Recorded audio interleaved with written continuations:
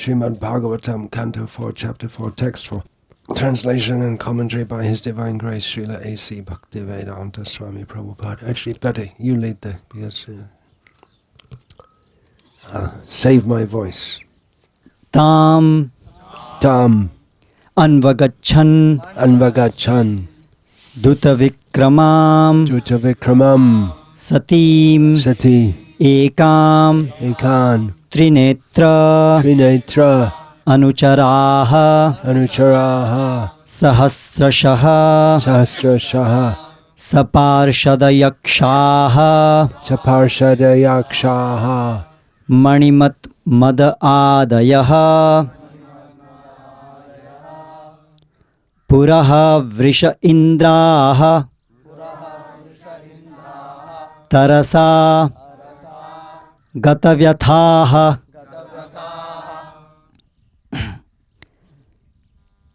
Tamanvagachan Drutavikramam Satim Ekam Trinetranucharah Sahasrashaha Saparshadayaksha Manimanmadadayaha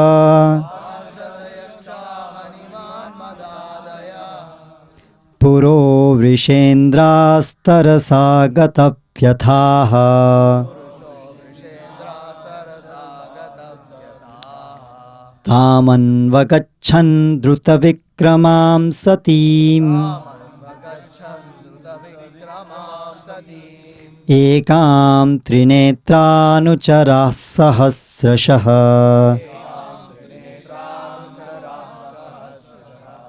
Saparshadayaksha Manimanmadadayaha Puro Vrishendrastarasagatavyathaha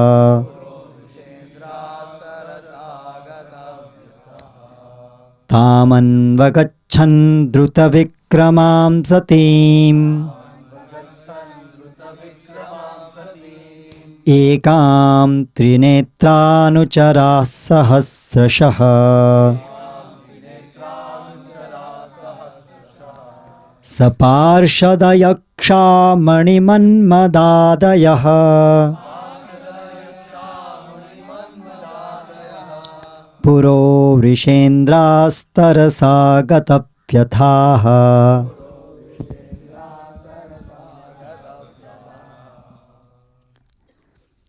Tam Har Sati Anvagachan followed Drutavikramam leaving rapidly Satim Sati Ekam alone Trinetra of Lord Shiva who has three eyes Anucharaha the followers Sahasrashaha by thousands Saparshadayakshaha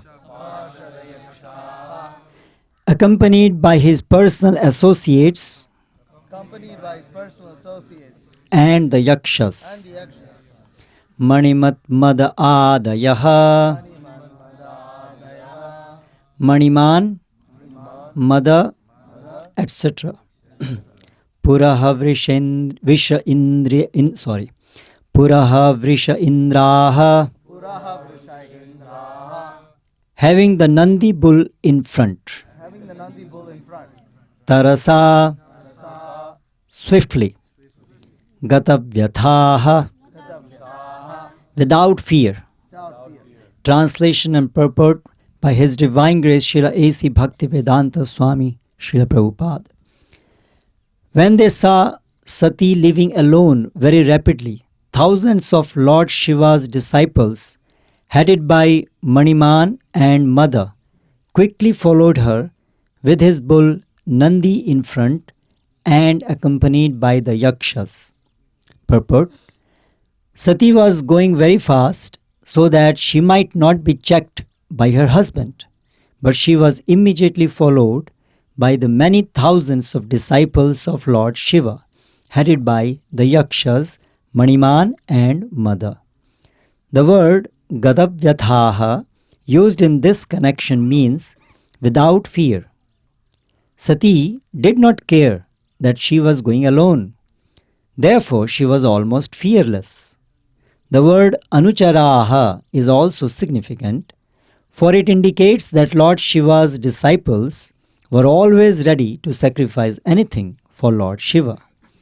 All of them could understand the desire of Shiva, who did not want Sati to go alone. Anucharaha means those who can immediately understand the purpose of their master. Hare Krishna, Krishna Krishna, Hare Hare. Hare Rama, Rama Rama, Hare Hare.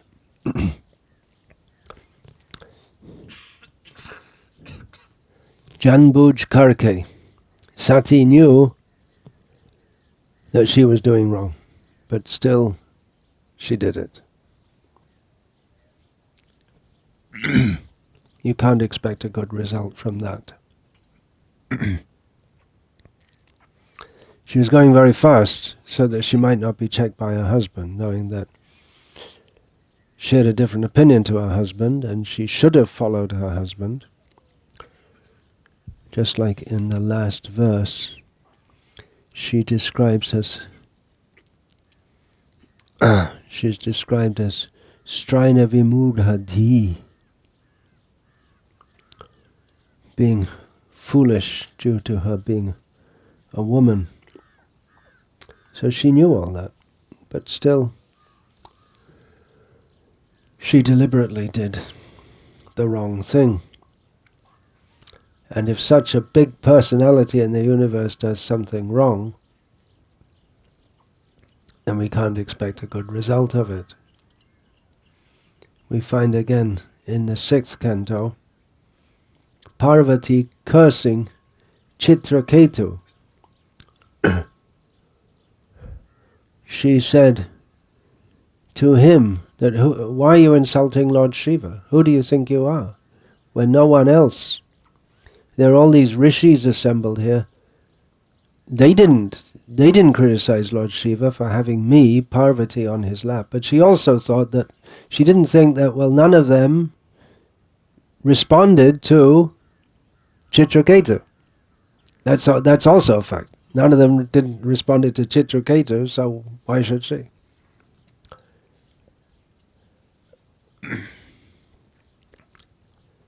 As we heard yesterday in the talk, there's a purpose to all of this. When such great personalities are involved, there's always some purpose, something didactic, which means morally instructive. We have the saying, I don't know if it's used in Hindi, but at least it used to be used in Bengali, Dokha Jogga or Daksha Yagya, which means when there's some turmoil and massive upheaval, then it's referred to as a Daksha Yagya.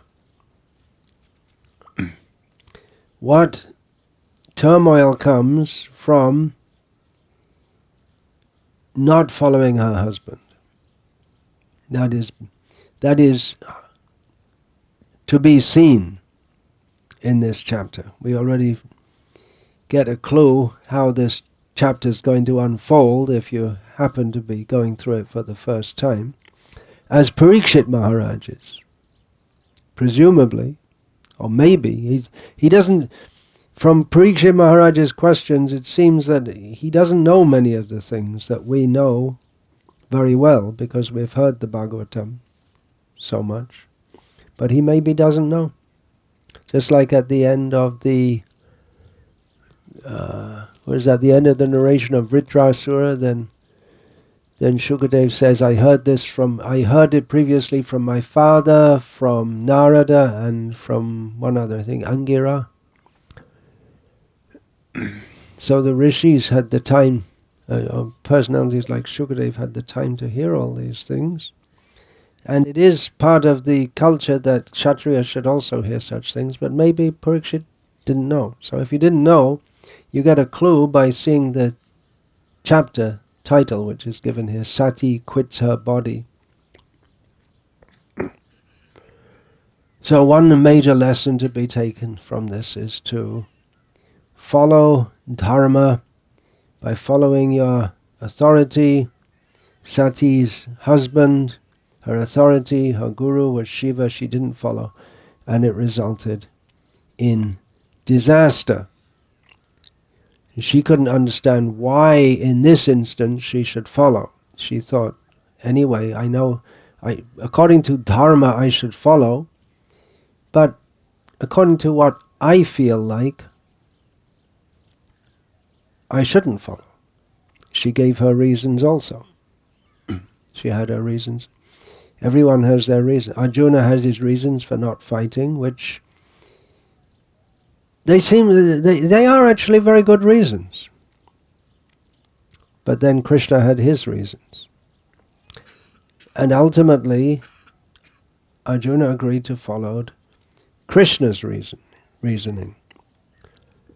Although it might seem that Arjuna was right and Krishna was wrong. But then if we see the bigger picture, which Arjuna wasn't seeing, the whole universal plan of Krishna, then he should follow Krishna's plan. So in this regard, a question came up at the end of the class yesterday, because the point was being emphasized that, well, you should just follow your dharma. And then the point was raised, well, what about a situation? Yeah, a woman should follow her husband, because the husband is more sense-controlled. And the question was raised, well, often we see, or sometimes we see, but I'll change that to often we see, that a woman comes to Krishna consciousness and is more sense-controlled than her husband, more Krishna conscious than her husband. So in that case, is it her duty to follow whatever her husband says?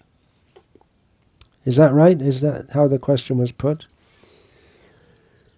And we had a long answer in which the essence, which I took out of it, was that, well, we can't understand everything about dharma. It's beyond us to understand.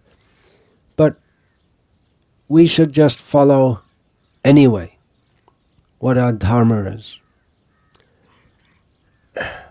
And then the Damodar who asked if there are any more questions, and obviously more questions could come out of that. If you're going to talk about dharma, questions and discussions can go on forever and ever. So due to time limits, the discussion was terminated at that point. But I wasn't very satisfied with the reply.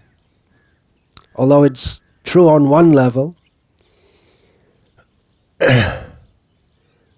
but on another level, well, we're not going to be able to convince many people in the present day to follow dharma just because you should do it. That culture isn't there. That culture needs to be re-established. But to re-establish it, we're going to have to do that on the basis of understanding. And understanding dharma is very deep. Recently I was looking up on the internet something about one village in Bengal which has been a Vaishnava village for generations. And I came across it just so happened that an American anthropologist had lived there and studied the culture. So I read, she wrote a whole book, or not very big. Yeah, I guess it could be called a book, a few essays.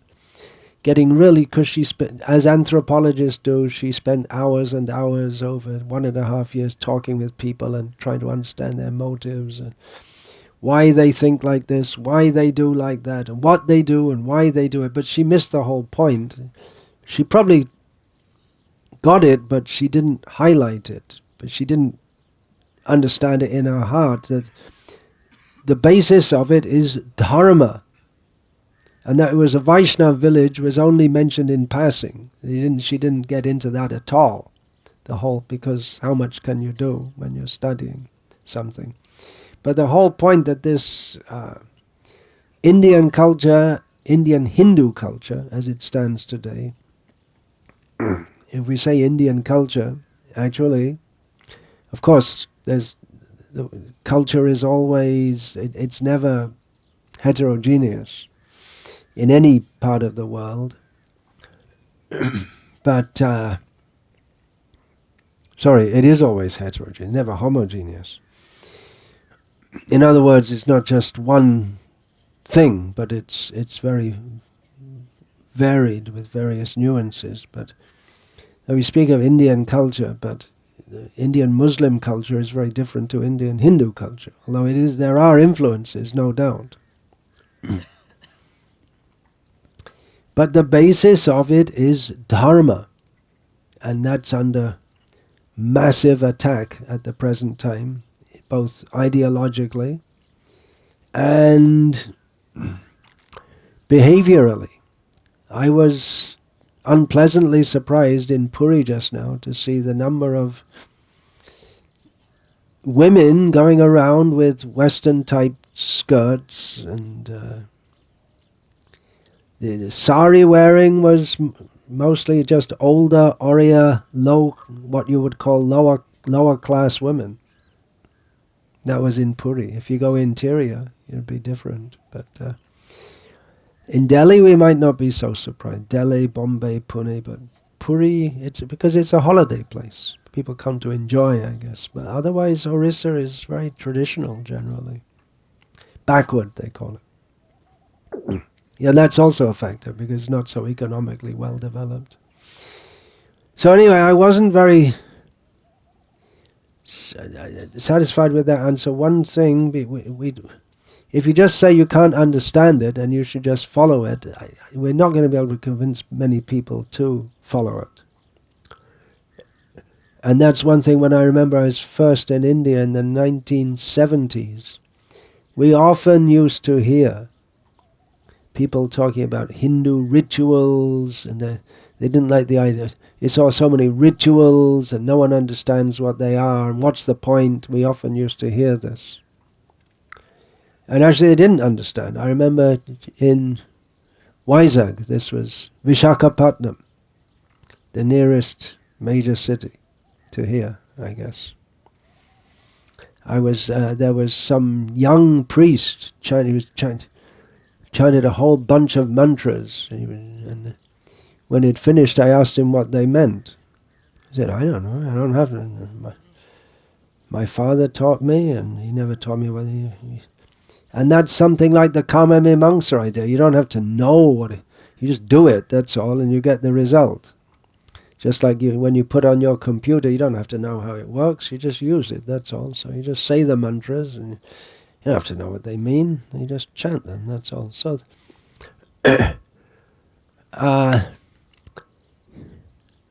lack of knowledge of why we're doing, then why do it? Why do it? And then don't do it. And that's what happens. Don't do it. People won't do it if they don't understand why they should do it. And I observe that this is widespread in our ISKCON today also. That why should you do Varnashram Dharma? What do you need? You can chant Hare Krishna. You don't need Varnashram. Chaitanya Mahaprabhu clearly says you don't need it. Of course, Prabhupada wanted to establish it, but... Really? Let's skip that part. You don't need it. Someone else can do, somewhere, sometime. Better not. Some come to that conclusion. They don't seem to understand the need, and they don't seem to understand that this Western materialistic culture is, in and of itself, it is soul-killing. They seem to think that it's okay, and seem to think that it's normal and okay that Even you'd raise your children the best you can in Krishna consciousness, but they don't become Krishna conscious because they get a phone and then they follow all the boys follow the other boys in having long hair and being rebellious, and because that's what every generation of Hare Krishna children do. And after some time they'll become Krishna conscious with their long hair and their tattoos and their sexy kirtans, and that's it. That's the best you can hope for.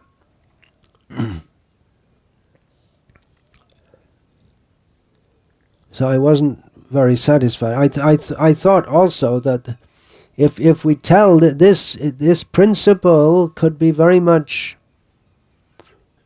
I wasn't very satisfied with that answer, because this principle is open to gross misuse. So the husband tells the wife, okay, you follow what I say. You cook beef for me and you eat it too. So there's a tension between following worldly dharma. There can be a tension, and there often is, between following worldly dharma and following Bhagavat dharma. There often is a tension. My answer would have been that, in general, we want to encourage worldly dharma as far as possible, as much as it is conducive to Krishna consciousness. And in general it is conducive, but we have to see every case individually. Because dharmic principles are given, which should generally be followed. But there have to be exceptions always, and much that we see in Mahabharata arises from exceptions. How to deal with exceptions. The whole of Mahabharata is one Dharma Sankat after another. The most famous Dharma Sankat means when you're in a position where two principles of Dharma, they coincide with each other, and the most famous of that is that of Arjuna, who at the beginning of Bhagavad Gita, what he said was, his main argument for not fighting was adharma bibhavat Krishna. It will be against dharma. And what he said was correct. To attack your gurus is against dharma. And the whole situation which will arise will be against dharma at one level, but then there's always going to be some tension between one principle of dharma and another. One principle of dharma is to offer protection to those who deserve to be protected by you. Another principle of dharma is to tell the truth, but sometimes to protect you have to tell lies. As in the story of which I've told many times, of the truthful Brahmin who by his truthfulness caused the murder of a man who was running away. So which is correct? And for that we need brahmanas whose one main quality is nirapekshata. They're neutral. They're able to say, because they don't, whatever they say will not be for their personal gain, because they have no motive for personal gain. Bhishma, the great proponent of dharma, the best knower of dharma, Krishna himself said to Yudhishthira, you want dharma explained? Don't ask me. Go and ask Bhishma. But he himself, when it was an obvious case of Draupadi being grossly mistreated, and she asked, is this dharma? And Bhishma waffled. He didn't give a clear reply. He said, well, dharma is very subtle, it's very difficult to understand. I'm standing here. What is your... He avoided. Because it's stated that because he was accepting maintenance from Dhritarashtra, that he couldn't speak against the desire of Duryodhana.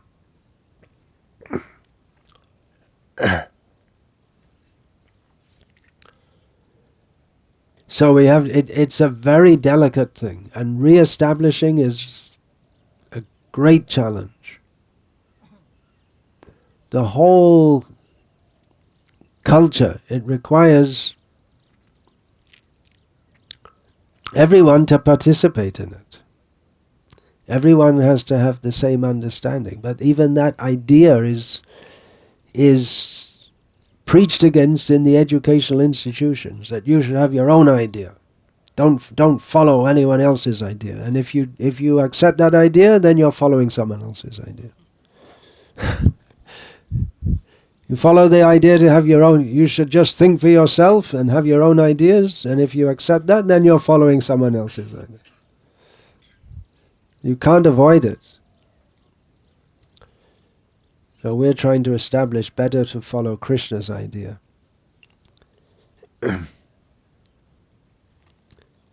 And for that, we're going to have to demonstrate it, because especially in the present age, people, they're not very philosophical, and they want to see, they believe in seeing. I believe in seeing. As one of the reviewers for Srila Prabhupada's Bhagavad Gita as it is wrote, this was way back in the 1960s, that I'm paraphrasing, that if truth is that which works, as William James and the pragmatists insist, one school of philosophy, American pragmatism. In other words, the best philosophy is that which works in real life, which is a development, I guess, from utilitarianism, the greatest good for the greatest number of people. So is that if the truth is that which works, then Bhagavad Gita is probably pretty good, because those who follow it, the members of the Hare Krishna movement, seem to be a pretty happy bunch. I'm paraphrasing. So we need to demonstrate that, how living according to Dharma, living simply, living in a manner deliberately eschewing sense gratification, makes you healthy, wealthy, and wise. Healthy, wealthy, and wise. This is from an English saying. Early to bed and early to rise makes you healthy, wealthy, and wise. I suspect that's something to do with Protestantism also. The Protestant ethic of work hard, believe in God, and you'll get rich. You'll be prosperous. So you have to rise early if you're going to work hard. Not spend all night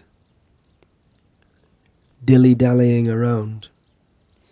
So we want to show this practically, and people are impressed. Coming here, they are impressed. This place has become, in a short time, it's a tirtha, because people come. Just around the time of Sankranti, I was told there are 2,000 people coming a day throughout the period. That's quite a lot, considering it's remote, on horrible roads to come here. But people, 2,000, that's not a small number. And so many books, 68 big books were distributed yesterday, and so many other books. And how? Well, it's just people come and just have a book table and people buy books. In the middle of the week. It's not a holiday season. So it's become a tirtha. Who are the deities? The deities are Nimai Nitai and Tribhangananda. They're coming to see you. There's no fancy temple. There's no deity per se. They're coming to see people living a saintly, godly, simple life. It's impressive. There is a major Vaishnav Tirtha close to here, which those of you who are visiting here for the first time may wish to visit in your visit here. This village has the name Kurmagrama because close to here is Sri Kurmakshetra, the temple of Kurmadev, the second avatar in the 10 avatars. I don't know any other Kurma temple, specifically Kurma temple. You'll get temples with various avatars, but I don't know. Even that, I don't know. It's the only one, it seems. So it is a major Vaishnav pilgrimage place, visited by Ramanujacharya as well. He took a overnight journey from Puri to Sri Kurmakshetra.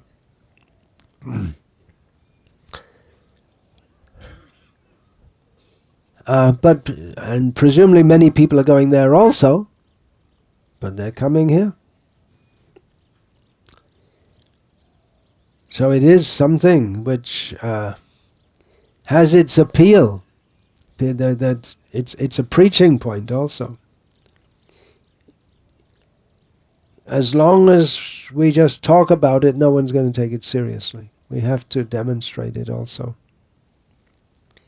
Then people may start to take it seriously. I want to talk about this point more in our upcoming meeting. I didn't speak much on the verse or purport. I just extrapolated from it. Sati did not care that she was going alone, therefore she was almost fearless. There's a word for this in English. It's called recklessness, where you do something without fear, but it's very dangerous. That's called reckless. And it usually ends up as a wreck, but it's a different spelling. It's not this. I don't think there's any word wreckfulness. There's only recklessness. So it's foolish fearlessness. Fear also has a function. It's a warning that we're heading for trouble if we don't rectify. Of course, in some cases, there's nothing you can do. If you're in the Gaza Strip at the present time, there's nothing you can do. There's nowhere you can go, because if you go outside, you're likely to be shot, and if you stay where you are, you're likely to be the subject of the ever-increasing figures of people killed. And you can't go anywhere. So you fear, but nothing you can do about it. But fear can be a warning to do something. Fight or flight.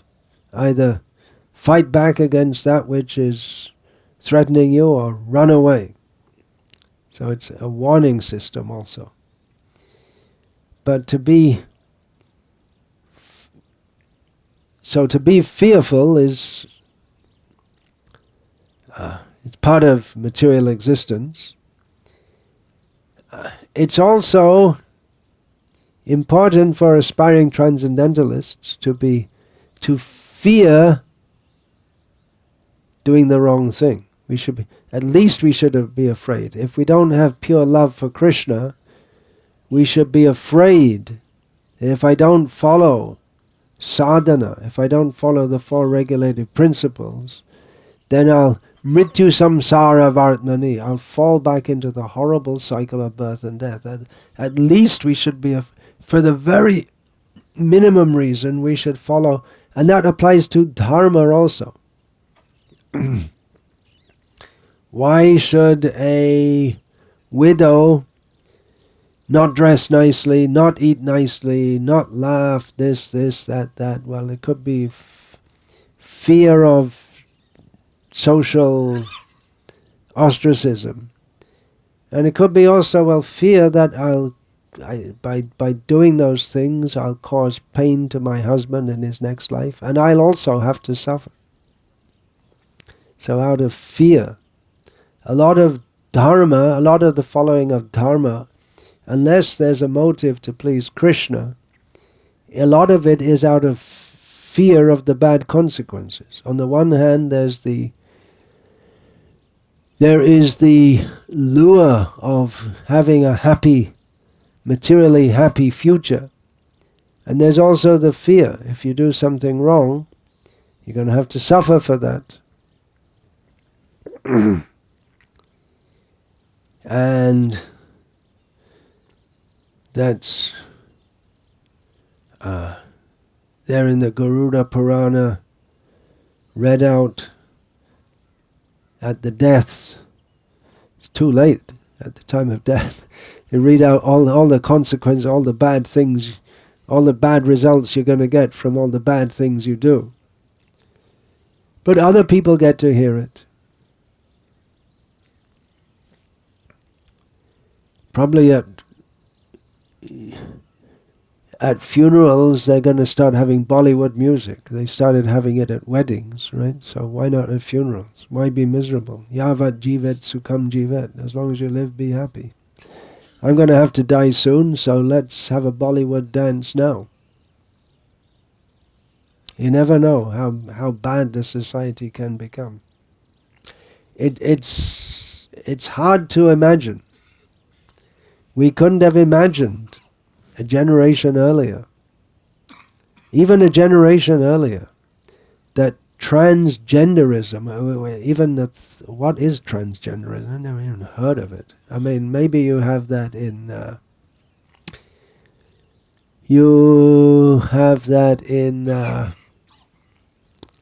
what's her name? Who killed Bhishma?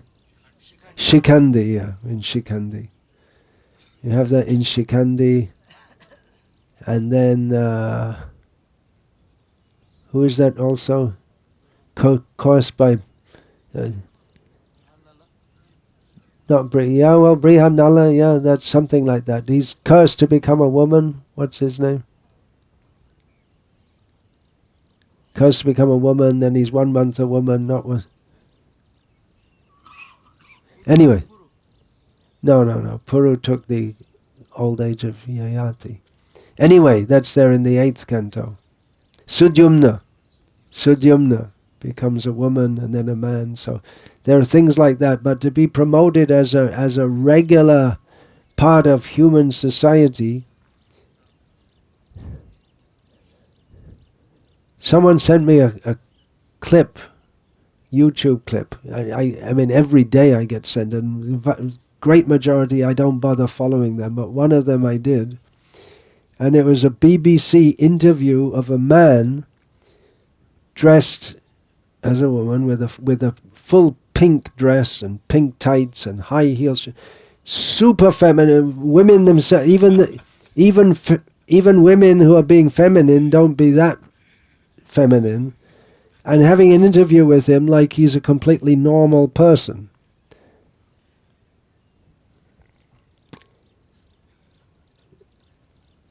And if you say it's degrading, or a sign of degradation, then possibly you could be arrested and put in prison. I don't know, because a few years ago I remember landing at Heathrow Airport in London, and everywhere there were signs. Any statements which are racist or homophobic, you can be arrested. So you're not even allowed to voice an opinion that the rampant promotion of homosexuality, there's something wrong with that. you're liable to be arrested. So we just don't know how bad the society is going to go. These communities are meant for making a clear cut. We don't want to. Our children, we don't want to send them to your schools. We don't want our children to be like. We don't want them to be like you. You don't have to say it. Just show it. You can say it also. The alternative is, it's all right. Maybe they'll become a transgender, but they'll still play the mridanga and have sexy kirtans. So, at least they're chanting Hare Krishna. What is the hope? What is the hope for the children if they're raised in this society? Practically, we don't see very much. It's not very good. Some of them are coming through somewhat. The best of them are coming through somewhat. But this whole idea of compromising with society, is just like, do you have to? Why? Srila Prabhupada had a better idea. It's Krishna, as he said himself, when Tamal Krishna Goswami said to Srila Prabhupada, Srila Prabhupada, you are the farm acharya. Which acharya in the history of Vedic culture recommend living on farm? None of them. Because, anyway, everyone was living, that was the way of life. But Srila Prabhupada said, no, Krishna is the farm acharya. Krishna and Balaram. Krishna with the flute. Why does Krishna have a flute? It's for the cows. Theoretically. It's also for the gopis. But up to the present day, at least I've seen in this lifetime, I don't know if it's still going on, young boys going out taking cows with a flute. And the flute calls the cows. There you go. And Balaram has a plough for ploughing the land. There's some theory that at some point in time there was no ploughing. And then it was just, people were hunter-gatherers. And then they discovered agriculture. But Balaram is an eternal plougher. So we don't accept that theory. So it's really a revolution, but we have to be revolutionary. The more we compromise, the more we lose. It's hard not to compromise in some way or other, but that is the challenge. And I'm going to finish the talk here now. Hare Krishna. All glories to His Divine Grace, Srila Prabhupada. Srimad Bhagavatam ki jai. Hare Krishna.